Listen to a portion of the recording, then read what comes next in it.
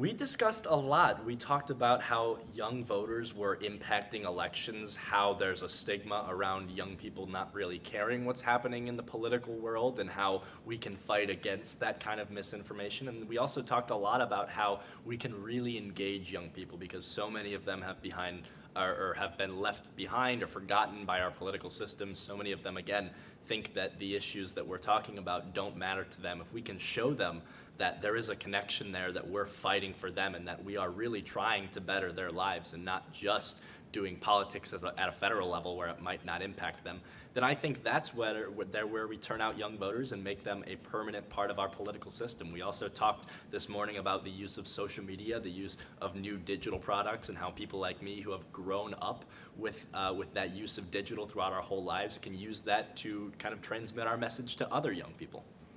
So were there some practical things that were discussed, and what would be your recommendations for people who are looking to attract more young people to the table?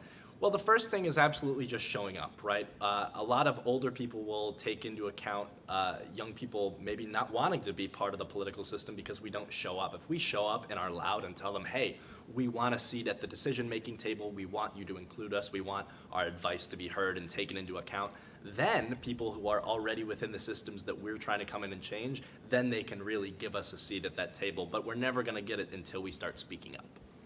And do you think that there is a typical error that people do when they think young people?